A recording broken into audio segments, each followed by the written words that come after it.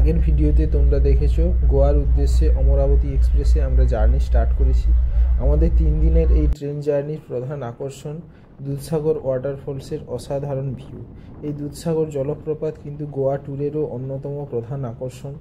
দুইভাবে এই ওয়াটারফলস দেখা যেতে পারে, এক ফরেস্ট ডিপার্টমেন্টের জিপ সাফারি করে আর কিছুটা ট্রেক করে পৌঁছানো যায়, কিন্তু তার ভিউটা জলপ্রপাতের একদম নিচ থেকে, যেটা তেমন ভালো নয়। আর দুই, গোয়া থেকে স্কুটি বা ক্যাব বুক করে কুল্যাম স্টেশনে এসে রেলওয়ে ট্র্যাক ধরে 11 কিলোমিটার ট্রেক করে পৌঁছানো যায় দুধসাগর ফলস, যা একইভাবে চলন্ত ট্রেন এই অমরাবতী এক্সপ্রেস থেকেও দেখা যায়। কিন্তু এই ট্রেক অন্তত 4-5 জনের একটা গ্রুপ থাকলে তবেই করা উচিত। যেহেতু আমরা 2 জন ছিলাম, তাই ট্রেন থেকেই দেখার প্ল্যান করেছিলাম। যদিও চলন্ত ট্রেন থেকে ভালোভাবে ফটো তোলা বা উপভোগ করা সেভাবে সম্ভব নয়।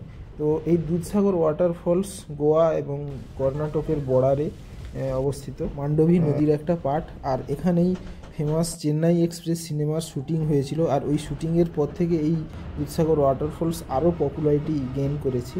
তো এর উচ্চতা প্রায় 320 মিটার। আর এখানে আসার আগে ট্রেনটা প্রায় 10 থেকে 11টা টানেল পার করে।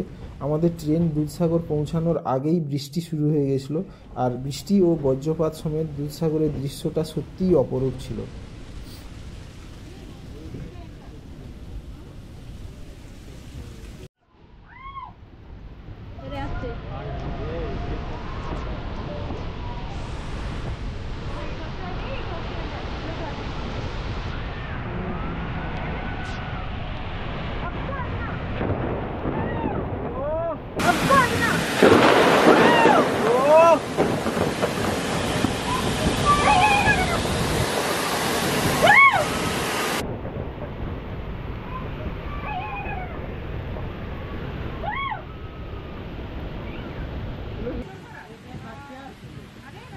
দুধসাগর ক্রস করার সময় ট্রেনটা একদমই আস্তে আস্তে যায়, পাহাড়ি অঞ্চল আর অনেকগুলো টানেল ক্রস করার জন্য।